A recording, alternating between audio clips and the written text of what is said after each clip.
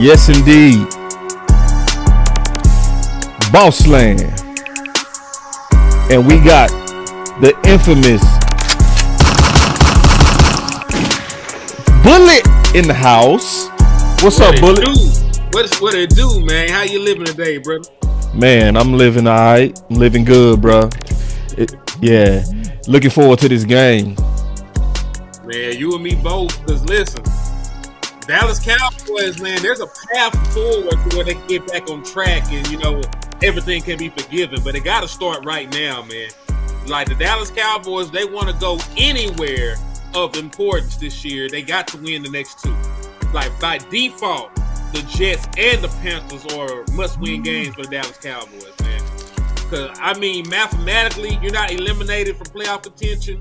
But looking at your schedule going forward, having a lot tougher competition, if you can't even beat the Jets or the Panthers, then who are you really, man? You know what I'm saying? This is going to be really two games to show what you really made of, man. Yeah. And I think this is a sneaky hard game. I watched them. See, this game is sneaky, man, because this team ain't a quit team. They don't quit. So the thing that was kind of, what I kept seeing with them is they rallied back hard in the fourth quarter. And so, Coach Marv say this a lot. And a lot of people say this a lot, that teams take on the spirit of their head coach. And you can see it. So if you look close and you really watch this team, this is not a team to think just because their record is 0-4 that we should take them for granted. Another thing that I saw about this team, that if you fall asleep, they will rally. They will. So this is not a given, man. Like, everybody go always circle the Dallas Cowboys, man, every time. And for more context, man, the last time the Dallas Cowboys played an 0-4 Jet team, they lost. Right. That was the 2019 season.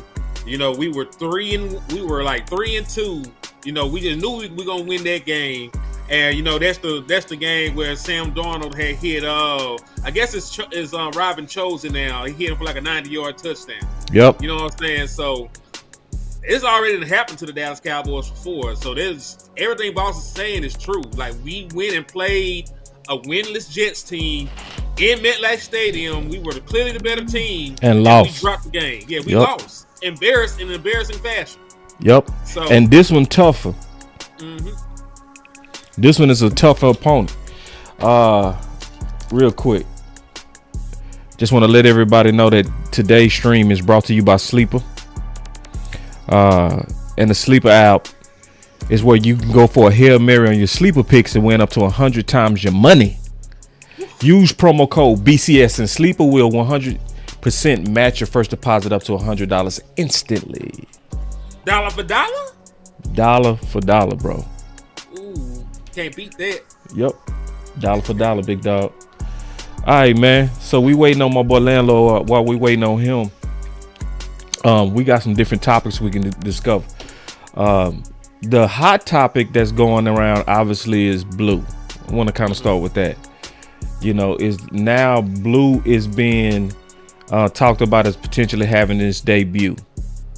So, man, I'm not thrilled or anything like that. I just want closure to this shit. Cause we've been hearing about nothing but Blue since he got drafted here to the Dallas Cowboys. You know what I'm saying? Like, either go out there and show me, that everybody was wrong about you for doubting you, or go out there and show me that they were right to have your ass sitting on the bench looking crazy. You know what I'm saying? But either way, I want a resolution to this. I get tired of folks bringing up Blue name. I have not heard people talk about a 5th round pick this much in my life. Baby boy Blue. Boy, Denny had the nerve to have the blue Louis Vuitton cleats on today at practice. Like, boy. Ah, man. Like, listen, he hard with it, but damn, you ain't even took the. All right, man. I love it. All right. Shout out to everybody, man. What's going on? What's good with you, Lane? Yeah, it's a lot of optimism. I think I know why. I think the reason why is because he played at UT, he played at Texas. We are a Texas-based team. There's a lot of Texas fans, and they rooting for him. And we do know he got a nice skill set that would complement this team. We don't know if he's capable of doing it, but we know what he's capable of. We don't know if he's capable of complementing the team, but we know what he can do. So I guess that's the mystique that's behind Jaden Blue right now. But I ain't gonna lie, I don't really care where it come from. I don't think the Turpin runs really worked out, but we do need some speed behind this line though. We do need to see that. I'm sorry. Like I always been a fan of change of pace backs. When it comes to running backs, my theory is if you ain't got to do it all, you need to find you a guy that can be that wrecking ball. We got that with Javonte Williams, and then you need to change the pace back. But we don't have that. So we need to find us a change of pace back, and we're going to rock with Williams like this. Yeah. And I'm not even sure if he's a true change of pace back, to be honest. Jaden Blue? Yeah. With the speed? That's sad then. No. This is what I mean. When you a change of pace back, we gonna really use you as a back. I think he's more of a gadget back. And that's how he was used at UT. So it's almost like we got expectations like he gonna come in there and he gonna get him 10 to 12, right? And he really gonna be like Turpin, which is gonna be 4, 3. You know what I'm saying? That's what I'm expecting. I'm not expecting nothing. And I don't think even throughout his whole first year, I don't think he gonna be a guy that touched the ball 10 times. I think we got a dream about Blue that's not real, to be honest. So you don't even think he can become that kind of guy like Tony did? Because Tony was kind of used the same way. Tony was all around kind of guy. He caught passes. He really was more of a slot. But then he got to the NFL and learned how to run between the tackles. So you don't see that's a skill set that he can acquire, or do you think? I think it's possible. I think it's possible, but Tony Pollard was a better prospect. Like Tony Pollard got drafted a whole round earlier than he did, dog. Like yeah, even Tony Pollard coming like that. I'm just saying. Yeah, I'm just saying, from the standpoint of, I ain't gonna say Jadon Blue or nothing like that, but you will, because you bullet. So yeah. But I'm just saying, I ain't trying to hit none of that bullshit right now about no Jadon Blue, Baby Blue.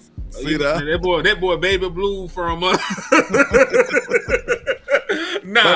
But I mean, I understand the mystique behind it. I think it's just the longing for us to see some speed behind this line. That's something that Javonte Williams can't do. Like, he can do a lot, and I like what he brings to the table. I'm starting to call, hey, he keep this up, hey, I'm gonna be on his team. But I started calling 3-3. That's a young boy home, but he reminded me of a killer right now. So I ain't gonna lie, I like him. I like what he brings to the table because I believe he kind of catapulting a different look and feel to the Dallas Cowboys. We always been looked at as soft. If you watch him run, ain't no way you gonna say this a soft team. Who? You know what I'm saying? Williams? Yes. Yeah, he run hard. Yeah. You can't. Ain't nothing but physicality in the way he run. Go ahead. Nah, you good, brother. You good. Only thing I was gonna say is I understand why people want the speed and athleticism of Jadon Blue, but dog, we're talking about a running back that had vision problems. He didn't see the hole well. So if you're fast, you can't find the hole. What are you really? If you go fumble the ball, a gadget guy like Boss said. Yeah. If you go fumble the ball when you touch it. Can I even trust you to put you out there for a prolonged period of time? He had fumbling issues. He had vision issues. He had consistency issues. You know what I'm saying? So I get it. Like raw athletic ability, he got that. Can he really play the running back position at a high level? And the answer to this point has been no. Like they ain't looking at him like that at Texas. Like everybody, listen, the same way he gonna get on the field right now as a Dallas Cowboy is the same way he got on the field at Texas. A whole bunch of other folks had to get injured to have a need for him to even be required to be on the field. It took an injury to Cavante Turpin and to Miles Sanders for him to even be considered being activated. And Cavante Turpin ain't no damn running back. he's gonna be activated because they might need an extra special teams guy, and they might handle the ball one or two times. That is it. Yeah. Could he be the reason your number one receiver kind of hurt? Could he be kind of, you know what I'm saying? Because they was looking for a different skill set in that backfield. That's why they put CD back though. You know what I'm saying? I know he always do runs because, you know, I got film talking about that solo. Like, he's a running, he has that in his bag. But at the same time, I don't think that's a get CD more involved thing. I think that's more of a desire to have a different skill set in the backfield. What y'all think about that? I think is it either which one you think it is, boss? I think you got the question. I think we was copying the wrong thing. I think we saw Debo using the backfield with San Fran, so we wanted to copy that because even last year CD put some arm on him, right, in preparation to be in the backfield, and they talked about that. I hated it. I'm on record. I always hated it. It never gonna make sense to me. It's why you go take your wide receiver with that type of frame and put him in the backfield, even though it works. It does work, and it works with Turpin too. About 10 yards of carry. Yeah, it worked with Turpin too. It's just kind of like a risk reward thing. Risk reward thing. I get it. All right, but what if that's one of the things that CD Lamb campaigned for when he was making no offers? It looked like CD did want that too. To your point. This translates through three different coordinators because he had rushing attempts of the Kellen Moore. Yep. He had rushing attempts of the Mike McCarthy. Now he got rushing attempts, underneath Shoddy and Clayton Adams. So it seemed like something that CD Lamb don't mind doing, and he just want to touch the ball. So, yep, I agree. I think you hit that dead on the head, bro. But I also agree with your point, man. Like, sometimes you got to protect your player from themselves. So motherfuckers think they can do anything. Yeah. Especially with all these young players, with all this testosterone, where they think they could be anything. But yeah, and he dope. CD Lamb dope with the ball in his hands. Like, I was about to say, he dope. It might stem from him in Oklahoma doing all the yak stuff. That's all I was saying. Yeah, he cold, bro. He one of them, bro. Anytime the ball in his hand, he's a weapon. You know what I mean? CD Lamb is a very dope, instinctive football player.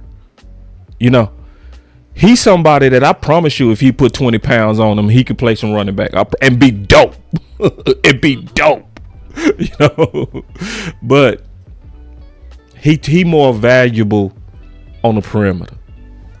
He way more valuable. So, and going back to Blue, that's what frustrates me, honestly, on the babying of Blue. It's too much babying of Blue. And I don't like the fact that Brian said that he had to go to him and talk to him about being consistent. Now, he said consistency was an issue with Morris. He said consistency was an issue with Mozzie. So he throws around a consistency word, but Blue was the only player that he said he went to him. Mm-hmm. So it's like, bro, if you took your job more serious, we probably don't have CD Lamb injured. That's what that was the beginning of the origin of the question. I said he could be one of the reasons why your number one receiver hurt. Well, I don't want to put it on the young man, but I will. That's why I was asking what the origin was. Like, was we longing for a different run style in the backfield, or was that just something CD Lamb liked to do? So it could be more than one thing could be true at the same time. I think the origins of CD Lamb, taking the running back snaps and being used in the run game with some stuff, that he probably campaigned for. Like I said, it's more than just one coordinator that used him in that manner. As matter of fact, Lamb, when you did the video breakdown, I think that started back in 2022, right? Yeah, that was a couple years ago. So yeah, you're right. Yeah, so like that's just some stuff that he been on. But at the same time, you might take less risks if you were really confident in Jadon Blue and his ability and putting him on the field. But like I said, if you can't trust somebody if he really is slacking, he don't know the protection plan, and he one of the reasons that Prescott gets smacked upside his head, or if he still ain't fixed the fumbles, or if he still ain't fixed his vision issues, then those are things that will keep you off the field, and it should keep your ass off the field. And to be fair, we didn't see him do well when he got out there either. Like, we seen Malik Davis do better than him. Shout out to Malik Davis. That's my guy. And they just can't stand Malik Davis though. You know what I'm saying? Like I think Malik could actually get busy behind this line, believe it or not. But they don't like him. So I mean, and then that makes you wonder, like, if we talking competitiveness, Mr. Brian Schottenheimer, Mr. Shotty, how did he even make the team over Malik then, if you think about it? Because he been hurt. I mean, he ain't really shown nothing in preseason. Him being hurt probably saved him. You see what I'm saying? Like, it's a lot of... I got questions, man. I got questions. That's all I'm saying. I got questions. See, man. Marfa looked it better than Blue. You know what I'm saying?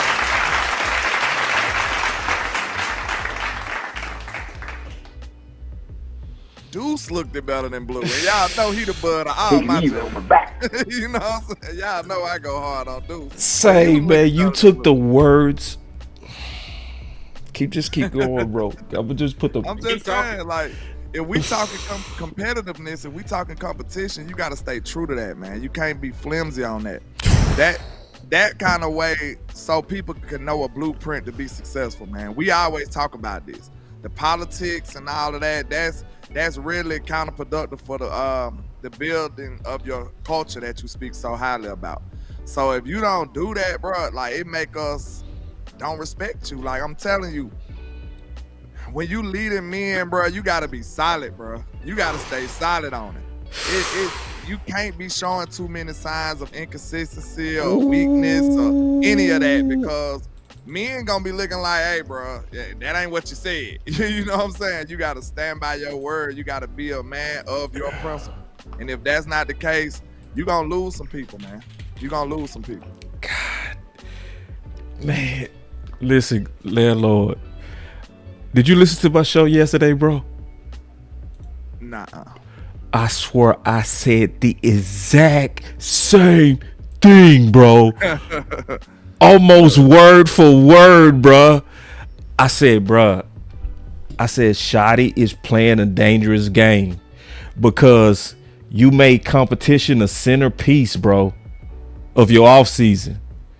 And we all looking from the side, like how you made that case. And people don't want to hear the truth of what you said, but it's true. When you threw all them dudes out there and said, hey, public, what do you think? Right? Malik Davis was better. Deuce was better. And Mafa was better than Blue. That make you go back to what you play so much on Stephen Jones. If you draft him, you got to play him, because that was one of them.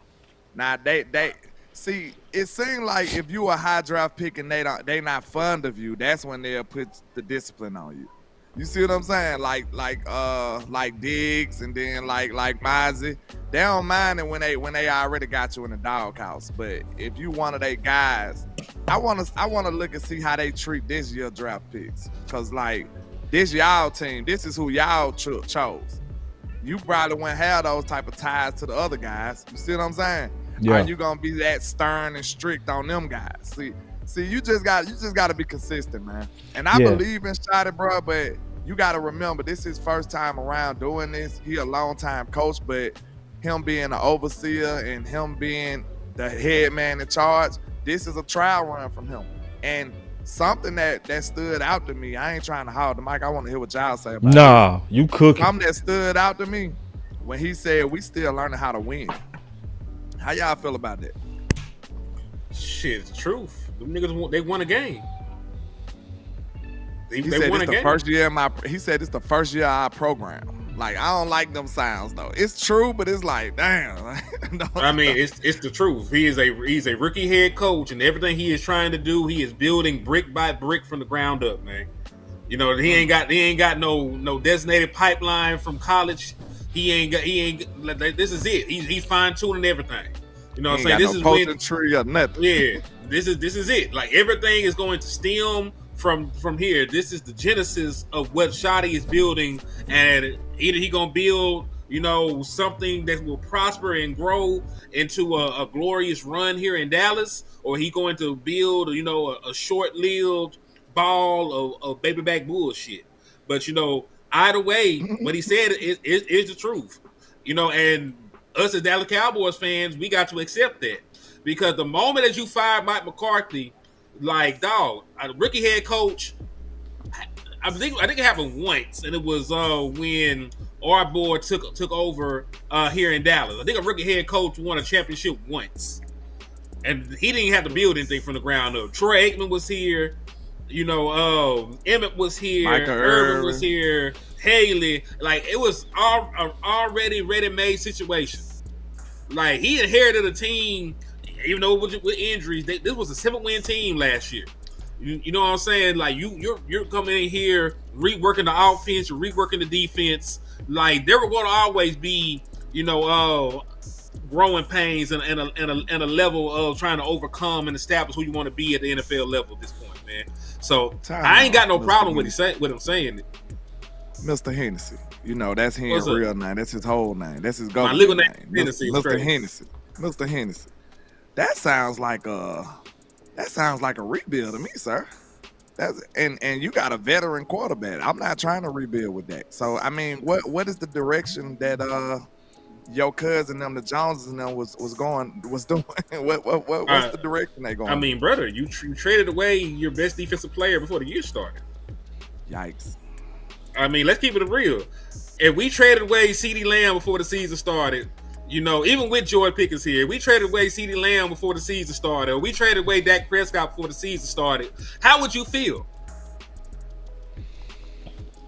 I feel like it's draft season. Yeah, we did that on the defensive side of the ball. I know that we wouldn't be like a top defense with the way the back end playing. We probably wouldn't still be a top defense even with Micah here. But you feel better about yourselves, going into the season. But dog, you shipped out your best defensive player a couple of days. Like, it was a couple of days before the actual season started. If you had did this in the in the draft or early in the off season, and you had time to go reach out and get better veteran players and better assets to fill the holes in, maybe you can make that work.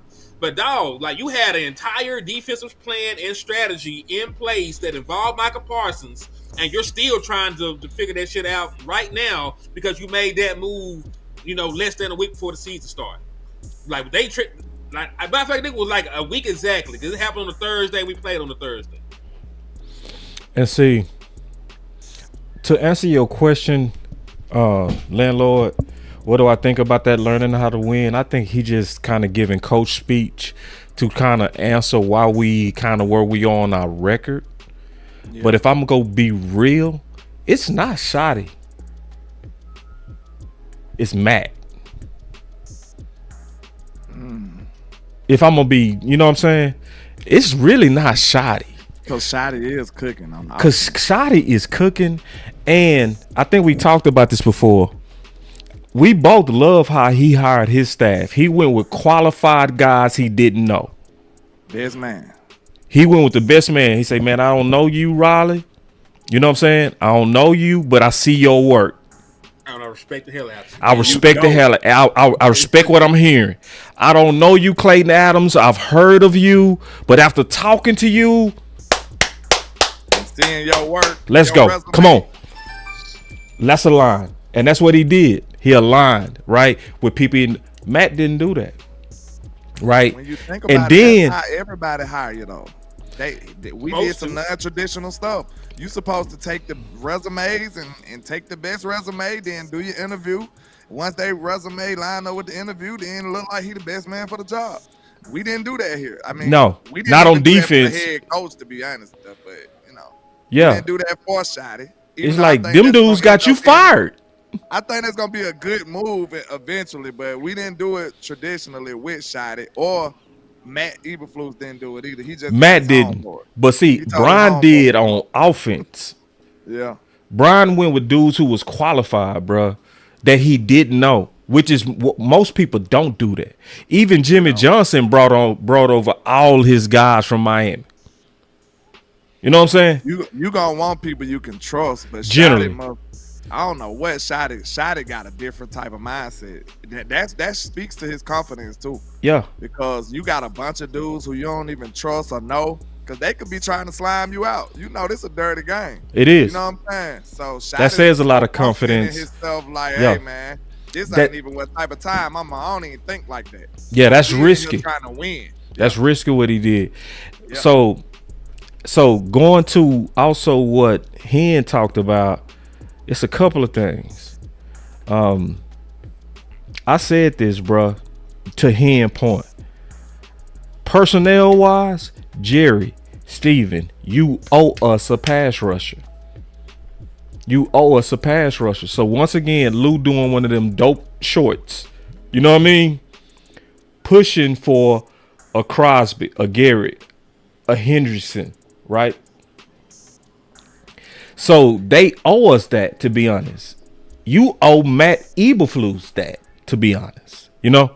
So him saying we learning how to win, you got to staff up your D coordinator too.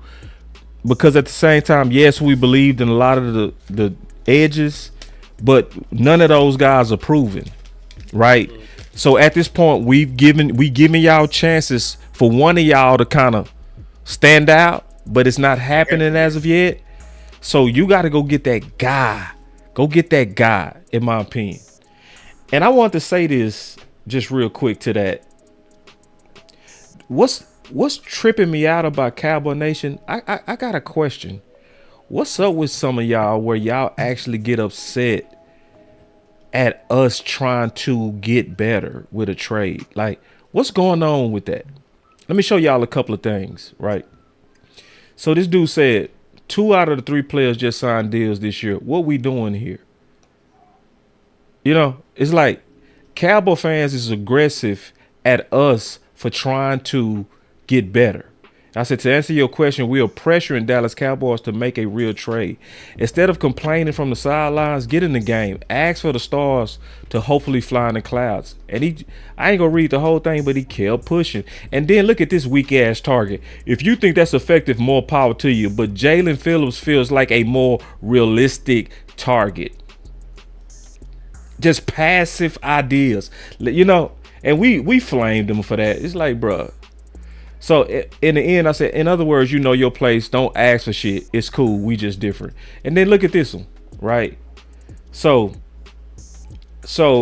I just said, love it. Dallas, you owe us a pass rusher. And my boy say, at this point, y'all got to be gaslighting us. The content creators. If anyone knows JJ, it should be you guys. If you know JJ, then you know when he signed Clowney, in his mind, he's already a step ahead of Lou. The Jones boys not traded for and spending capital on the top tier edge. Come on now, stop it. Telling us, stop it. Stop pushing for it. So this is what I said. I said, so listen close, everybody. And I mean this. I already know Jerry's no longer the gambler maverick he had and has become more passive under Steven. That won't stop me from pushing for ideas or improvements. I don't care if y'all don't think it's realistic. Team aggressive. Anyway, they didn't think we'll be here with a weapon and trenches. They ain't think that. Right. They ain't think Mike could get traded. See, I said that. I didn't even read that. I said that to them. I said, when was the last time we had a Clark? When was the last time we had a Pickens? Why is Cowboy Nation aggressive against getting better? What's going on with us mentally, bro? I really just think, I mean, that's the thing. You're talking. What I understand, because listen, I can play devil's advocate. I understand why they feel that way. Mm-hmm. Well, I don't understand why when you bring up the idea, you know, that they are so vocal about it. I understand not trusting Jerry Jones and them. Like that's understandable. Right. They give you plenty of reasons not to trust them. Right. But to your point, when you do throw stuff out there like that, they ain't got to be the ones to come through and shoot the idea down. You know what I'm saying? Like, even if you disagree with the shit I'm saying, you could just scroll on by the shit, man. You ain't gotta try and change my mind and trying to push for something I think will improve the team. You know what I'm saying? Yeah. So I get, you know, feeling some type of way about Jerry Jones. They do stupid shit all the time. You know, they traded Amari Cooper for no reason. Right. You know, they let Dez go, and then they did the wide receiver by committee shit for half a season and almost messed our year up. You know, they franchise tagged Tony Pollard off of a broken leg, and then they did refuse to call and contact Derrick Henry. They did all kinds of stupid shit before. I get it, but they've also done things, you know, out of the ordinary, like the Jordan Pickens trade that we were just talking about. That's not typical Dallas Cowboys stuff. You know, signing to Ron Bland early. We thought he was gone. I thought he was gone. You know what I'm saying? That's not really typical Dallas Cowboys stuff. You know, trading away Michael Parsons. Usually they would have folded and got that deal done. Now you can look at that as a negative, but you know that's out of the ordinary Dallas Cowboy behavior. Right. Usually if you're a star, you get paid. So they've done some things out of the ordinary. So why not keep pushing for ideas out of the ordinary from how they normally operate? You know what I'm saying? It don't hurt nothing. It don't hurt nothing at all. The worst thing they can tell you is no. Just like when you try to holler at the whole of the school. No, the worst thing they can tell you is no. And really they can say, hell nah, ugly ass boy got my face or something along those lines. But, you know, it's still some iteration of yay or nay. So, you know, don't be scared. Let's go for it. Yeah. It's just weird to me. It's like, go ahead. No, I was just about to kind of piggyback off what he was saying, man, because it's the truth. Like, this the best time to push for it, though, boss. You know what I'm saying? We got all this draft capital. We got all this cap space. Like, if this not the time to be pushing ideas like this, when is it?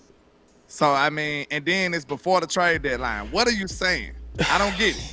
Like, this is actually the perfect time to be doing all this. So, I mean, of course, you would be discouraged to think that, hey, they might not do it. It's a lot of stuff they might not do. Sometimes we gotta save them from themselves too, because they crazy. You know what I'm saying? At times, we push for these ideas. Listen, boss, I told you this before. At first, I don't live in Dallas, so it's a different mentality that I have. When I'm yelling from Alabama, sometimes I used to didn't feel like they was hearing me. You know what I'm saying? Right. But y'all in Dallas, so y'all might feel like it's a little. It's closer, y'all. They can listen to y'all a little better. So then when I got behind the campaigns and stuff, I'm like, okay, we start seeing results though. You pushing after you keep pushing and you know that they watching us on social media. Oh, if you don't think they watching us, how the hell Vach is sitting right there with them? Right. Tell me that. Hold on real quick. Tell me that. Hold on. Take it easy on my back. Oh, Mr. Nasty. Keep going. Man, Vach is one of us. That's right. He came from YouTube. We salute him. We proud of him. Right. We rooting for him. They numbers better because he's sitting there too. Man, Vach got them bubbling. Them shows ain't never been as good since Vach got them. They lit. That's true too. It's fucking true. Landlord sent me It's a fucking clip. true, bro. Man, look, I don't do nothing for no clout. So Of if course. I give you a compliment, I'm dead serious. Of course. I don't care who responded. I don't care who liked it. That's really how I felt. That was one of the dopest segments I seen on the .com in years. So salute to them. But back to my point, the reason that he's sitting in that damn seat is because they've been watching us. That's right. It's obvious. You can't even deny that. Right. So they watching something. Then when you go out into these spaces, the YouTubers get recognized. Loud Nation get recognized when he go out there. Yep. West Coast get recognized when he go out there. Yeah. These people know who we are. They Right. know who Mark Combs is. They know who these people are. Right. When they see him, they shake their hand. They got respect for him. They know what we've been doing. They see the work that we've been putting in. So somebody's listening. We kicking dogs down in this space. We interviewing players. We doing all kind of stuff. You mean to tell me you don't think they see this? Yeah. Y'all Yeah. gotta get real with this, man. So if it ever was a good time to push for this, now is the perfect time. Man, Boss Land the best. I swear to God. Boss Land is the best. So, yeah, man, like Cowboy Nation, stop being aggressive against people that's been aggressive. That's crazy to me. Like I'm seeing people in the chat saying these people being conditioned, you know, and it makes sense. They condition. Like one of the things I always hate to hear is when you give idea and they say, boss, they not gonna do that. You know them, boss. It's like, bro, I'm never putting out ideas trying to predict what they're going to do. That's never what I'm doing. You know, it's like I'm always talking about what they should do. I'm not saying this is what they likely go do. You know how boring content will be if that's all we did is say, hey, man, this is what they should do, but this is likely what they going to do. Like, nah, bro, like, it's like we don't do shows to be predictors of the movements of front office. It's But they way too predictable. yeah. Like, that shit ain't fun. That shit ain't entertaining. That shit don't work half the time anyway. Right. So why would I sit here for an hour and a half and tell y'all about some bullshit that ain't finna work? Right. I want to win. I want to win big. And I ain't just talking about, winning the regular season. I want to win a Super Bowl, before I'm too old to enjoy it. I want to be at the parades, sloppy drunk. I'm gonna start back drinking if we win the Super Bowl. I'll be sloppy drunk at the parade with my shirt off, slapping the Eagle fans. That's how I'm. You gonna be playing that Gucci, ain't it? My shirt off, my shirt off. Hey, they too young for that, man. They don't know nothing about that. So, but yeah, that's how I'm coming. So that was the first part. Is they owe us a pass rusher. I do believe that. So that going back to you say that we learning how to win.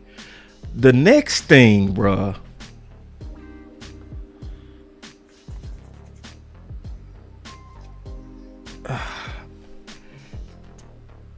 I'm just being honest, bro. So, it's come out that Trayvon Diggs had to basically check coach and bro, you need to run some man coverage. Listen, I want everybody to hear me out. One of the softest shit that happened Sunday was on 4th and 6 and he ran zone. You so soft, Matt. Listen, I'ma tell you, you don't help your pass rush if you don't let your corners get after it. Cause see, if it's zone, that's too easy. If that's all you run is zone, bro, they go pick apart them, they go find them holes in the zone and they go get that ball out. But when you playing man, you challenging them dudes and you disrupting their timing. And when I look at Diggs having to tell him, say, bro, we need to run more man, bro. Let me tell you my thought of it as a former cornerback. As a former cornerback, I can tell you that a defensive coordinator that plays too much zone is equal to a person who plays not to lose versus playing to win. It is a soft and safe mentality. The same reason teams that play prevent defense allow comebacks. And listen, you already know I rock with Trey. And I asked him the same question this morning, man. So, like, if you know this, it sucks that we finally got Bland and Diggs on the field and we got a dude who don't want to do number zone. And they both of their superpowers is man-to-man coverage. That's right. They ball hawks. You're not hawking the ball if you go into space most of the time, unless it's an errant throw. Think about that. If it's an errant throw, shit, if you run a zone all the time, they ain't doing them but zone beaters. They just finding the holes. You got to go react. You will have to predict before they even pick this, you know what I'm saying? Pick the throw they trying to throw it to. But if you man-to-man, you can be sticky. You can be right down that hip pocket if the ball ain't perfect, or you can make up or have some recovery speed and take it away. You taking their powers away. And now you wonder why we only got one interception on the year. See, listen, this is the type of stuff that make me angry at Eberflus, sir. Yes. Because listen, everything you stand for has gave us bad results on top of bad results on top of bad results. So it's about time for your stubborn ass to start listening to somebody, bro. I'm sorry. I don't care what nobody say. Because all I hear is a lot of people, especially I watch the .com content, you know what I'm saying? I hear a lot of them trying to just act like the players just the worst of the worst and they just terrible. Like, nah, bro. It's some of the stuff that he can do to help this team out. I don't care what you say. And guess what? Even if it ain't, you need to be trying, because you don't look like a trying man to me. Think about that. If the stuff that you doing ain't working, what is a person to do after that? Answer my question. Yeah. I want the pound of the answer. If the stuff that you doing ain't working, what is your next step? Change. Try something else, right? Right. Yeah. I'll get my thoughts on it. If the stuff that you doing got you as the worst defense in history, damn near, like, I think it's about time for you to try something else. You only got one interception and one fumble out of 4 games. It's time to try something else. You rank last at damn near everything. It's time to try something else, sir. That's all. Pass. Yeah. I'll say this, because I think you a little bit too hard on zone coverage. I do think they need to play more man, but we've seen dominant defenses be primary zone teams and shut shit down. Matter of fact, Matt Eberflus playing nothing but zone held us one of our only shutouts a couple years back. You remember that Colts game? You remember the 2013 Seattle Seahawks played primarily cover 3. No fly zone, Denver Broncos primary zone cover team. And they were shutting shit down. They would bust people side their head. They were nothing close to soft. But I also think who you have out there is a big deal. I was about to say that's personnel on both of them teams right now. Yeah, I was gonna say, like, I just didn't want to just shit on zone. I don't think that zone is just bad. I just think that you don't have the personnel to do this kind of shit that he's talking about trying to do right now. And also, I'm gonna put some onus on the front office. When you went out here and hired Matt Eberflus, did you not look at your team before you hired this man? You listen. We're mad at Matt Eberflus. Matt Eberflus is the same person he's always been. He's never blitzed. We talked about this shit all off season. He never blitzed before. He played nothing but zone before, and that was fine with what the hell he had going on. You knew this before you signed this man. You knew that Trayvon Diggs, was more comfortable playing man coverage. You knew that DeRon Bland was more comfortable playing man coverage. You known this shit before you even brought Matt Eberflus into the building to try this stuff. So that's my problem right there. Go ahead. So that's the thing. So, like, I understand what y'all saying, but Matt Eberflus has gotten where he is to this point to have this motherfucking job by doing the things that he's done up to this point. Like, all those top defenses, the head coaching job he acquired was off of the back of playing defense the way that he been playing it. So I understand, why he's a little slow to adjust. He don't know nothing else. Now, he gonna end up getting fired because he ain't gonna change probably. But that's part of life. You know what I'm saying? Because at some point in life, man, you are who the hell you are. You know what I'm saying, boss? You became Boss Cowboy, you Boss Cowboy. Landlord from Alabama, you landlord from Alabama. You know what I'm saying? There might be some growth, there might be some change, but you are who the hell you are at this point in your life. You know what I'm saying? Ain't nobody gonna make me not be country no more. It ain't gonna work. Exactly. So, that's what it is with Matt Eberflus at this point, man. He was never the right man for the job. You know what I'm saying? Like, he is so bad, we got us questioning zone defense as a whole. We done seen dominant zone defenses, for the last decade. It's him. And he gotta go just because of that shit. And see, my thing is schematically, especially when you go back in the day when they was running a bunch of cover 3 and stuff like that with Seattle, these modern offenses with, like, the way that, so for instance, Kellen Moore would have had a field day with those option routes if that's all you ran was cover 3. He would have had a field day, right? With those timing, he would have timed you so well with those anticipation throws. The modern NFL, you have to switch it up to me. You have to, because it's gonna make your defense old, in my opinion. So, like, if I'm a quarterback, right, and I'm looking at the scouting report on Dallas, and I'm looking, I said, damn, these dudes running 97% zone. Shit, any man look is fake, basically, right? Right. That's probably the issue. The 97 is egregious. Right. You know what I'm saying? It's like, that's all I'm saying. Yeah, you making it easy on me now. Like, I'm reading the scouting report and I'm like, Oh, so if they show a look, right, or a press, it's really not gonna be man. It's a mirage.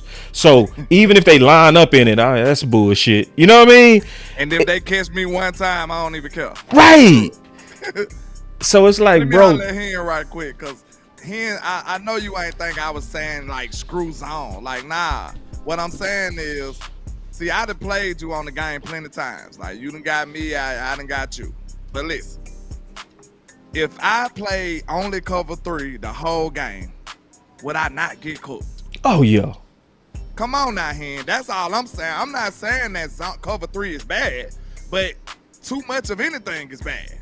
Too much money might be bad. You might get assassinated. I don't know about all that. Now. Hey, you might get assassinated because you're too rich. That's true. You're too powerful. Your You city had to hates kill you me. now. Hey, you'll be rich and dead. Which one you want? That's all right. I'd rather be alive. I'm gonna leave it for the kids. I'd rather be alive. I don't want that much money, Lord. We all gotta die. We all gotta die, landlord. But I'm just saying, you can drink too much water and die. Hey, too much of anything is a bad thing. So he running way too much cover 3 and too much cover 2. Bro, all you gotta do is mix it in and disguise it or something. Now, right. I understand they talking about they can't pick it up and if that's the case, fire everybody. Shit, we might as well don't even go out there with a defense.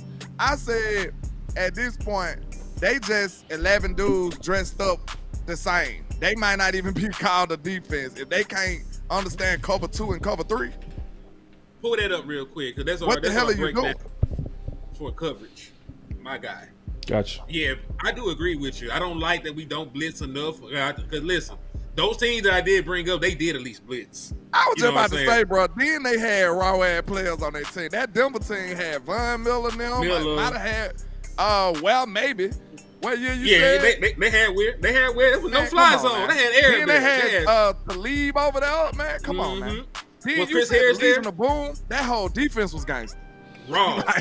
That's way too damn low. Man, we at the bottom. We at the goddamn bottom. Hold on. I'm trying to make it bigger, man. This is a damn shame.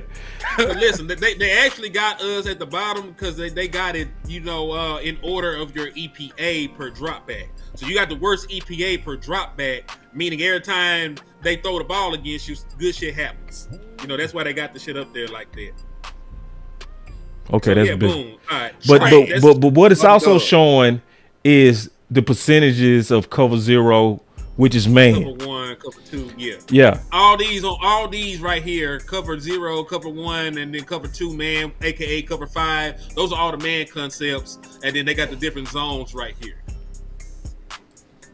So it's not going to be exactly 100% because they didn't count the fire zones. Right.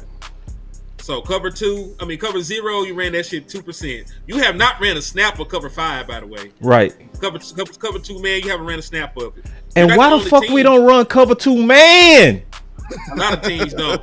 And the reason why they don't run at a high percentage in the at the NFL level is pretty much it's very easy to beat if you know what's coming. Yeah, you gotta probably smoke that. Now listen, I seen the motherfuckers show the double A blitz and drop into a cover 5. I'm like, oh my god, y'all is insane. You know what I'm saying? But if you do stuff like that, it can work. But you just know it's 2 people deep and this man across the board underneath, like you go crazy against that shit. Man, so they don't do it at a high rate. See, this is frustration to look at, bro. Damn. And see, these are all man concepts. Cover 0, cover 1, cover 2 man is a man concept, right? All of these are your man concepts right here. Bro, look at the Rams. They 20%. 23%. Broncos 34%, dog. Look how gangster Spags is. Me and him were tripping out that. Spags sending cover 0 13% of the time. Bro, it was 20% when we looked the first time. Yeah, it was 20% last week. That man is a madman. He don't care. He's sending them. So it's not that mean, cover 0 is meaning we send in the kitchen sink, by the way. Go ahead. So it's not that teams, like most teams play a little bit more zone than man because athletes are amazing in the NFL. But Dallas Cowboys just ain't playing man at all, and that's the problem. Dog, 6%. Man, that is, Bro, know that what's is taking, low. bro. If I'm a quarterback, I'm saying thank you.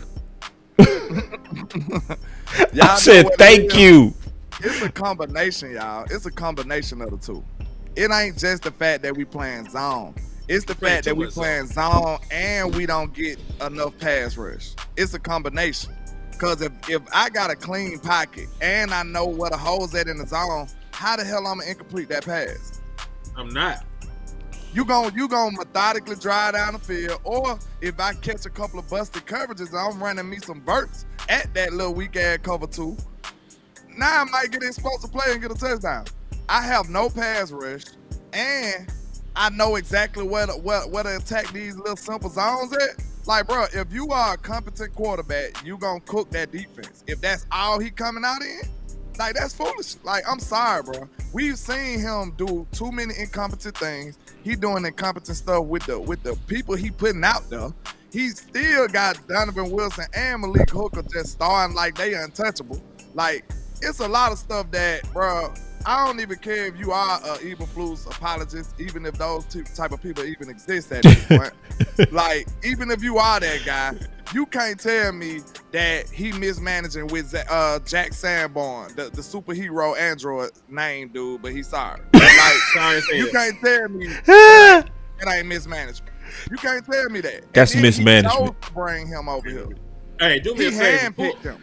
Go ahead. Pull up the Eagles. Before we go to the Eagles, I want to say just one thing to bring this home, bro. One more thing. Let's just look at this from Mad, and then I'm gonna pull up the Eagles. So you run in cover 2 24% of the time. You run in cover 3 40% of the time. You run in cover 4 17% of the time. And then cover 6, combo cover 7. So and you not disguising nothing, so they can read this pre-snap. Right. That's what I'm trying. That's exactly what I was trying to show right there. Oh, my bad. No. You hit it on the head. You know what I'm saying? You hit it perfectly on the head. If you're a quarterback, even if you guessing, you go likely guess right. 40% of the time, you're going to be right, my boy. You're going to be right. That's crazy. That's right. Dog, that's... Throw the scene. Now, what was you saying? Pull up the Eagles? Just roll up to them. Okay, hold on. I'm trying to see what a competent zone team looks like. They're not just sitting in zone. They throwing a little bit more out there. So boom, they run a cover 0 2%, cover 1 25. All right, so apparently to be a good zone team, you got to at least play man over 25% of the time. Yeah. So they're like 20. But they're a known zone team. So they play the cover they play the most is cover 3. So that's 30. 5% for cover 2, so that's 35. They play a lot of cover 6. Them niggas crazy. That's gangster though. Cover 6 are dope coverage to me. It's hard to recognize because you playing 2 different coverages on each side of the field. It's hard to recognize, but boy, you got big ass holes if you ain't got no pass rush. They can get to the quarterback though. They got to worry about that shit. Yeah. Every coverage is better. Like, we can agree to that, bro. Like, y'all know I went crying when Micah got traded, but we do need our pass rush failed us right now. So yeah, about 67% of the time they're playing zone. Dallas Cowboys are playing at what, 80, 90, 97? That's ridiculous, bro. That's all we saying here. That's ridiculous, bro. Too damn much, bro. They playing it too much. That's too much.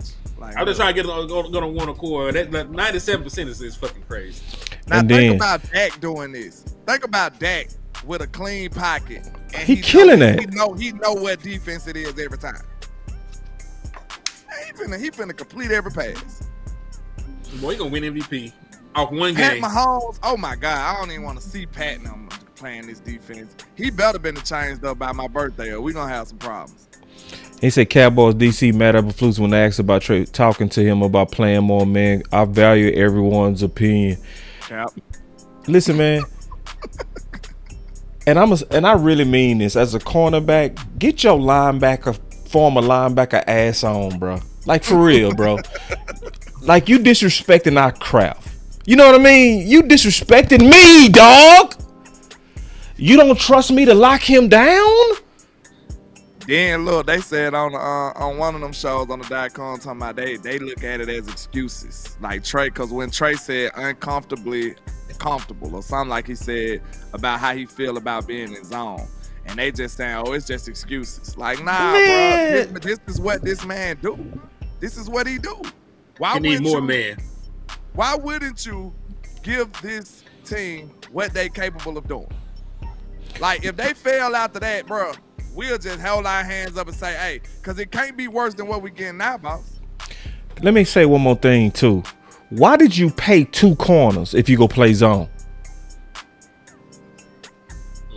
You paid 2 corners, bruh. 2-man corners. You did that. You did. I smell. Do y'all remember school days? When they say, I smell put. That's what I smell on Evil Flus, bro. I smell. Listen, bro. It's like now I'm starting to understand why people in Chicago start disrespecting you. It's a smell of fear on him. I'm just being real. It's a smell, right? It's you call zone. It's 4th and 6. You don't go for it. You don't say, I trust you. See, Dan Campbell, do you smell that? Boy, this man would kill us all. I smell that on Dan Campbell. We all might die. Right. He might die with us. But he gonna you see what I'm saying with the difference with Tomlin? Do you smell? What's that? Nah, Mike Tomlin gonna bring a 0 blitz on 4th and 2. I smell. Oh, it's house party. Thank you, Lou. See, Lou. I smell. Damn. Real talk. Yeah. So Evil Flus playing, he coaching scared. That what you trying to say? That's exactly what I'm saying. That's exactly what I'm saying. That's exactly what I'm saying, bro. What you scared for? You already gave it up. Yeah. 4th and 6, you go zone. That's scary, bro. All this zone coverage, that's scary. You got 2 corners paid, and it's all this. You are scary. You are scary, dog. I told him it's crazy that he actually did. Like, they are improving, but like it's an improvement from like a 3 to a 4. It ain't like, you know what I'm saying? It's nothing to ride home about. Cause I did come out of the Packers game kind of feeling like we played a little bit better than what we was playing, especially against the Bears, because I felt like we was at least getting them to 3rd down. Right. That's sad when that's the bar, boss. Like, we at least got them to 3rd down. It's not like we got them off the field, but you know what I'm saying? We at least got them to 3rd down. That's a part of it. But the goal is to get them off the field. So maybe we take that next step. But like, just to be fair though, if we're not gonna stop nobody a lot of times. But let's just say if you would have made a play like when Sam got the penalty for the sack, that could have been, that's not on Flus right there. Maybe we could have got him out the field right there.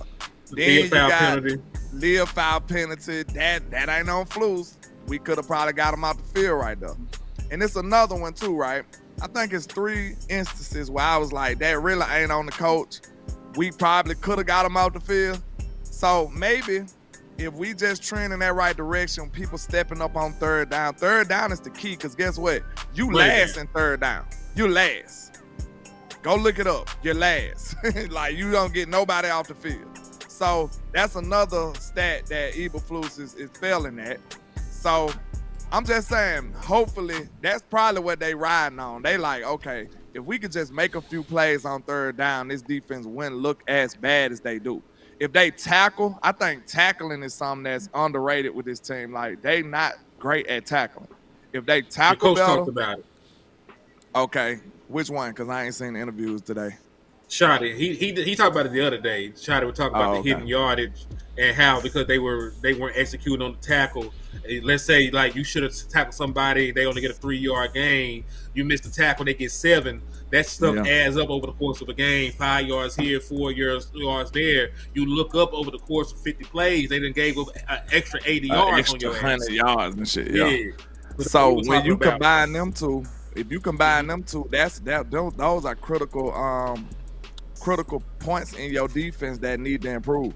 Tackling, if this defense come out and tackle better and make a few plays on third down, because I believe that much in my offense. I believe my offense gonna do what's necessary.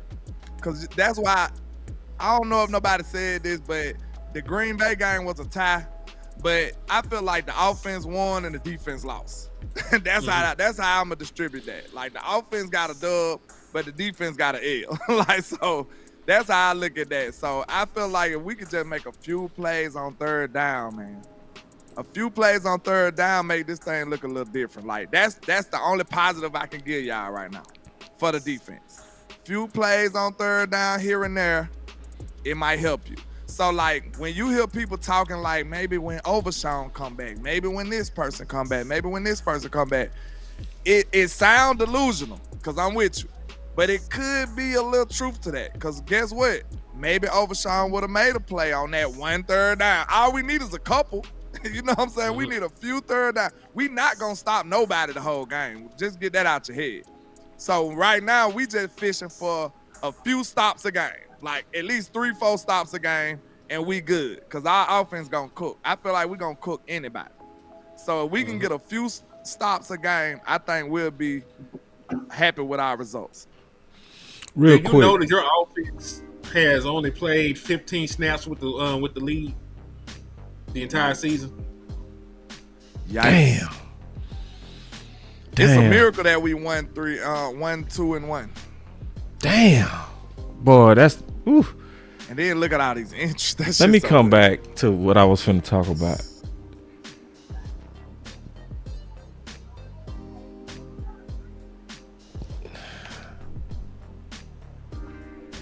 Henny, can you say that again, bro? I sent it to you. 15. I wasn't wrong. The Saints have 0 snaps with the lead. Cleveland has 2. Tennessee has 3. The Dallas Cowboys only have 15 offensive snaps with the lead in 2025. And all them teams ahead of us, they probably 0 for Zion. They got 0 wins, though. Browns have 1. Oh, okay. Saints have not won. Titans have not won. The Bengals actually got a winning record, don't they? What the By accident. Yeah, they like they 2 and 2. The New Orleans ain't had none. The Jets are 0 for. The Panthers got 1 win, I think. Miami is 0 for. Miami won. They did win a game? They beat the Jets. Damn. New Orleans got 0. New Orleans got 0. That's that Kellen Moore effect right there. Shit. Dallas only had 15 snaps with the lead. Yep. 3 of them. I mean, most of them came in that Chicago game.